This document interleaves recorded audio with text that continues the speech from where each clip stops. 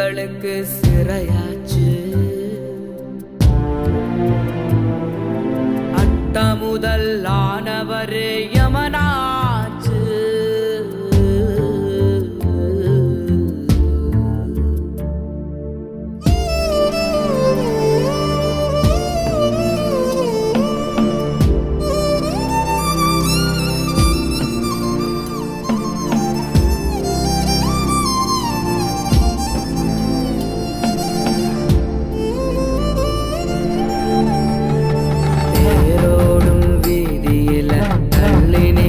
சொன்னதால ஊரு விட்டு உறவ விட்டு வந்தோம் நாங்க.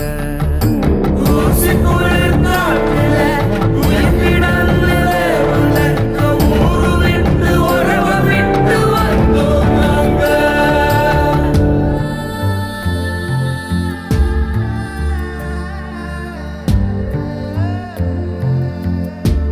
മനസ്സിൻ്റെ ഏറ്റവും പ്രധാനപ്പെട്ട 3 മരുന്നുകളാണ് വിശ്രമം, യാത്ര, സംഗീതം.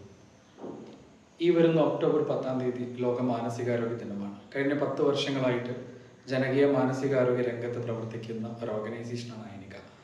ഐനികയുടെ ഈ ഒരു ദിവസത്തെ പ്രോഗ്രാമുകളെ നമ്മൾ വോക്ക് ഫെസ്റ്റ് എന്നാണ് വിളിക്കാറുള്ളത്. ആളുകൾക്ക് മെൻ്റൽ ഹെൽത്തിനെ കുറിച്ചുള്ള സ്റ്റിഗ്മ ഇല്ലാതാക്കുക എന്നുള്ളതാണ് ഉദ്ദേശം. ഇത്തവണ ഈ 3 മരുന്നിൽ ഏറ്റവും പ്രധാനപ്പെട്ട മരുന്നായിട്ടുള്ള സംഗീതം എങ്ങനെയൊക്കെയാണ് നമ്മളുടെ ജീവിതത്തെ എഫക്റ്റ് ചെയ്യുന്നത്, തെറാപ്പികളും ഹീലിങ്ങുകളൊക്കെ, മ്യൂസിക്കിൻ്റെ വഴികൾ, ഏതൊക്കെ തരം സംഗീതം, അതിനെങ്ങനെ കാണുന്നു, അതിൻ്റെ പൊളിറ്റിക്സ്, ഇതെല്ലാം നമുക്ക് വർത്തമാനം പറഞ്ഞു പോകാൻ ഇന്ന് നമുക്കൊരു സ്പെഷ്യൽ അതിഥിയുണ്ട്. Shri Joshi Padamad, singer, song writer composer ആയിട്ടുള്ള ജോഷി ഏട്ടനെ ഈ ഒരു ഷോയിലേക്ക് ഹൃദയപൂർവ്വം സ്വാഗതം ചെയ്യുന്നു.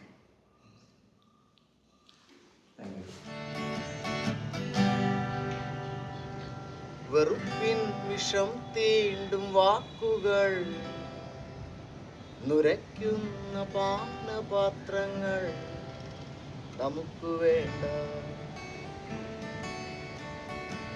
കനത്തിൽ ചായം പുരട്ടി വെളുപ്പിച്ച വീരസ്യങ്ങൾ നമുക്ക് വേണ്ട.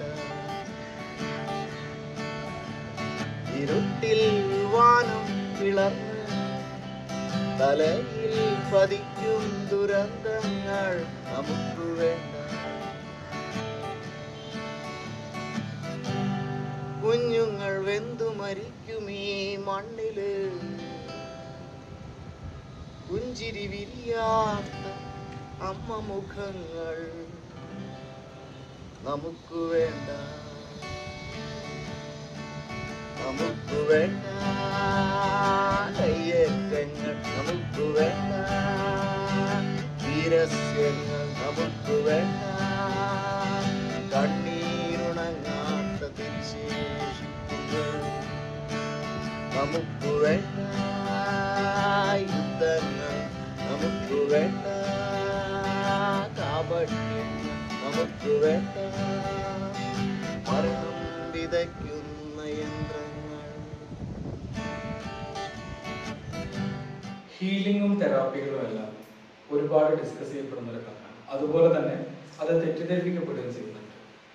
ഈ ഹീലിങ്ങും തെറാപ്പിയും ഒക്കെ പറയുന്നത് പ്രത്യേകിച്ചും മ്യൂസിക് ഓറിയൻറ്റഡ് ആയതുകൊണ്ട് തന്നെ കുറച്ചൊക്കെ പേഴ്സണലൈസ്ഡ് ആണ്. ഒപ്പം എല്ലാവരും മ്യൂസീഷ്യൻസ് അല്ല, എല്ലാവരും റൈറ്റേഴ്സ് അല്ല. ഇതൊക്കെ ആണെങ്കിലും എങ്ങനെയൊക്കെയാണ് നമ്മൾ മ്യൂസിക്കുകൾ, റൈറ്റപ്പുകൾ, ഇതൊക്കെ നമ്മൾ എങ്ങനെ ഫീൽ ചെയ്യും?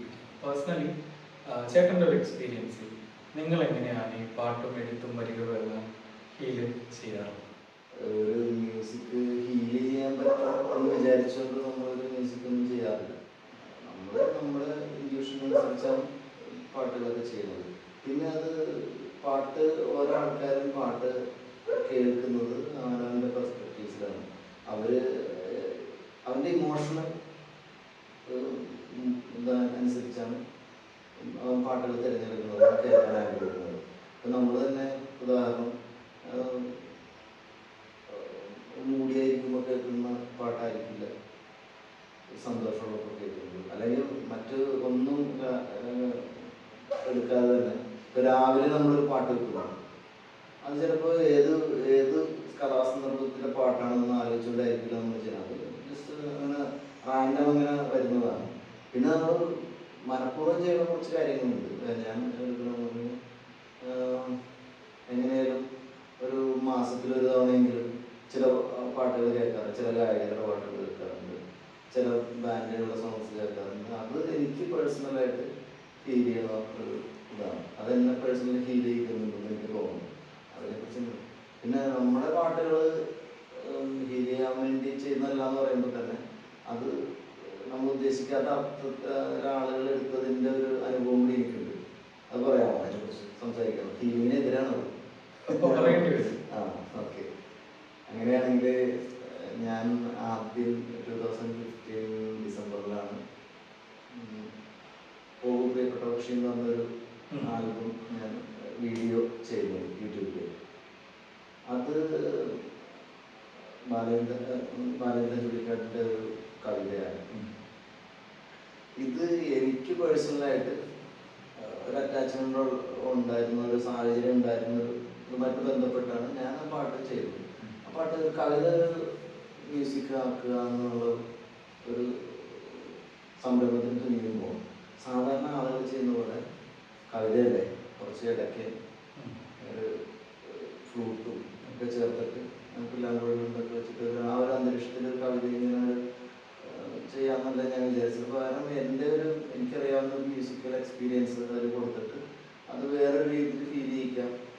അയാൾ കവിതയിൽ കവി എന്താണോ ഒരു വിരഹത്തിൻ്റെ ഒരു സങ്കടത്തിൻ്റെ പോർഷൻ എന്താണോ അനുഭവിക്കുന്നത് അതൊരു മ്യൂസിക്കിലൂടെ കൊടുക്കാമെന്നുള്ളൊരു ആലോചനയാണ്. അതിലൂടെയാണ് ചെയ്തത്. അധികം ഇഷ്ടപ്പെട്ടിരുന്ന ഒരാളുണ്ടായിരുന്നു. അയാൾ ഈ പാട്ട് കേട്ടിട്ട് തന്നെ പരിചയപ്പെടുന്നു. ഇടയ്ക്ക് എന്നെ വിളിച്ച് ഈ പാട്ടിനെ കുറിച്ച് മാത്രം സംസാരിക്കുന്നു. അത് അയാളുടെ പാട്ടാണ്, അയാളുടെ മാനസിക വികാരങ്ങളാണ് അതിൽ മുഴുവനുള്ളതും. അത് ഞാനത് മനസ്സിലാക്കി ചെയ്തു എന്നുള്ള രീതിയിലാണ് പുള്ളി അതെന്നെ ആലോചിച്ചിട്ടാണെന്ന് പുള്ളി ചെയ്യണം. അപ്പോൾ ഒരു ദിവസം പുള്ളി ആത്മഹത്യ ചെയ്യുന്നതിൻ്റെ ഒരു 2 മാസം മുമ്പ് ഇങ്ങനെ ഈ പാട്ട് പിറ്റടിച്ച് കേട്ടുകൊണ്ടിരുന്നു എന്നാണ് ഞാൻ അറിയാൻ കഴിഞ്ഞത്. ഇതെനിക്ക് വളരെ പേഴ്സണലായിട്ട് വളരെ വിഷമമുണ്ടാക്കിയ സംഭവം. ഇത് ഏത് വിഭാഗത്തിൽ എങ്ങനെയാണ് ഇത് ഫീലിംഗിൽ പെടുന്നതെന്ന് എനിക്കറിയില്ല. അതിപ്പോൾ ചിലപ്പോൾ നിങ്ങൾക്ക് പറയാൻ പറ്റും കാര്യങ്ങൾ. തീർച്ചയായിട്ടും. കാരണം എന്താ വെച്ചാൽ ഈ എല്ലാം പേഴ്സണലൈസ്ഡ് ആണ്. ഇപ്പോൾ ഒരാൾ ഇഷ്ടപ്പെടുന്ന മറ്റൊരാൾ ഇഷ്ടപ്പെടുന്നില്ല, ഒരാൾ സന്തോഷിക്കുന്ന മറ്റേ. ഇപ്പോൾ നമ്മൾ കടലിനെ കുറിച്ച് പറയുന്ന അങ്ങനെ നമ്മൾ സന്തോഷത്തിൽ പോയിരിക്കുമ്പോൾ കടലിൻ്റെ സംഗീതവും സന്തോഷമുള്ളതും, ലോൺലിനെസ് ആണെങ്കിലും ലോൺലിനെസ്സും, സങ്കടമാണെങ്കിൽ സങ്കടം, ഈ കടലും മഴയും ഒക്കെ നമ്മൾ അങ്ങനെയാണ് പറയുന്നത്. പക്ഷെ വേറൊരാളുടെ ഒരു സംഗീതം അതിപ്പോൾ എനിക്ക് തോന്നുന്നു ജോഷിയേട്ടനത് ആ എക്സ്പീരിയൻസ് ഷെയർ ചെയ്യുന്നത് നല്ലതാണ്. പല ആളുകളും അവരൊരു മ്യൂസിക് തന്നെ വീണ്ടും വീണ്ടും കേൾക്കുകയും അതിൽ ഇമോഷണലി അറ്റാച്ച്ഡ് ആവുകയും അതിനകത്ത് വീണു പോവുകയൊക്കെ ചെയ്യുന്നത് ഹീലിംഗ് ആണെന്ന് പലരും തെറ്റിദ്ധരിപ്പിക്കപ്പെടാറുണ്ട്, അല്ലെങ്കിൽ തെറ്റിദ്ധരിക്കാറുണ്ട്.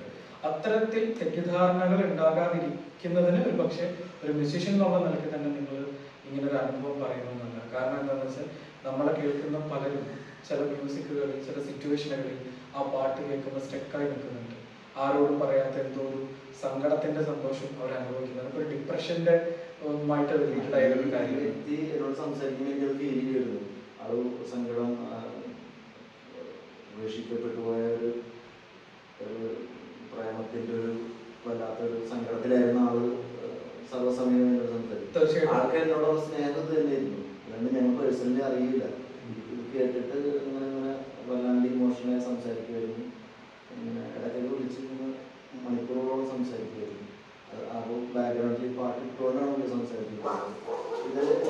പല രീതിയിൽ എനിക്ക് സങ്കടം ഉണ്ടായിരുന്നു മാത്രമല്ല ഞാൻ അതിനെക്കുറിച്ച് പറയാതിരിക്കാൻ ശ്രമിച്ചത്. നമ്മൾ എനിക്കും അതിലൊരു നമുക്കൊരു regret, നമ്മൾ ചെയ്ത പാട്ട് പാട്ടിൻ്റെ ഒരു സംഭവം അങ്ങനെ എന്നുള്ള ഒരു വിഷമം കൂടി ഉണ്ടായിരുന്നു. അങ്ങനെയാണ് അത് പറയുന്നത്.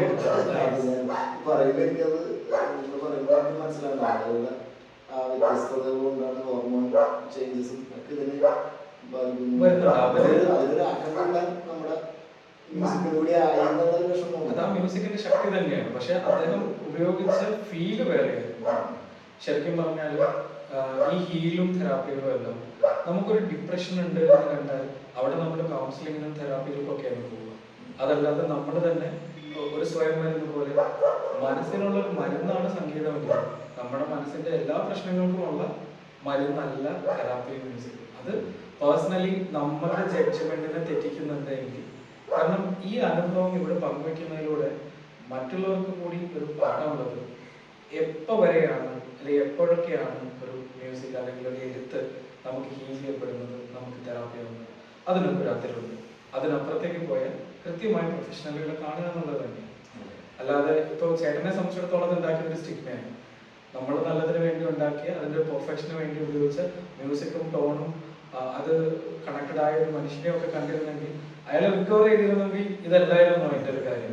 പക്ഷേ അൺഫോർച്ചുനേറ്റ്ലി അദ്ദേഹത്തിന് നമ്മളിൽ തന്നെ അല്ലെങ്കിൽ അദ്ദേഹത്തിന്റെ തന്നെ വിഷമങ്ങളിൽ ഹോൾഡ് ചെയ്യപ്പെടാനായിരുന്നു അദ്ദേഹത്തിന് താല്പര്യം. അവരുടെ ഒരു മാനസിക അവസ്ഥയുടെ ഒരു റിസൾട്ടാണ്. ഒരിക്കലും ഒരു എന്താ പറയുക, നമ്മൾ ചെയ്ത ഒരു മ്യൂസിക് അതിന് കാരണമൊന്നും ആയിട്ടില്ല. പക്ഷെ ആ മ്യൂസിക്കിനെ അവർ എടുത്ത രീതി അതൊരു കാരണമായിരുന്നു. പറയുന്നത് എനിക്കൊരു സമാധാനമുണ്ട് ഇത് കേൾക്കുമ്പോൾ. തീർച്ചയായിട്ടും അങ്ങനെ ഒരുപാട് ആളുകൾക്ക് അത് സമാധാനം കിട്ടേണ്ടതുണ്ട്. ദുരാശയാകും കുഴലൂത്തുകാരുണ്ട്, പിറകെ പായും മതമാത്സര്യ കുതിരകൾ, ഇടറി വീഴും എഴുന്നേറ്റു പിന്നെയും പായുന്നു, ഒടുവിലായി മരണമാകും കയത്തിൽ പതിക്കുന്നു. ഇടയ്ക്കൊരൽപ്പം തിരിഞ്ഞു നോക്കൂ, വിടർന്നു നിൽക്കും പൂവനങ്ങൾ കാണൂ.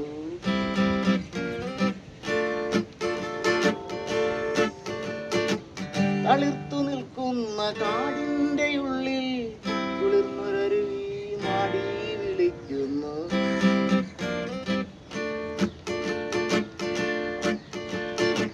നിറഞ്ഞ ചിരിയോടെ കൈകൾ വിരിച്ച് കുരുന്നു സ്വപ്നങ്ങൾ കാത്തു നിൽക്കുന്നു.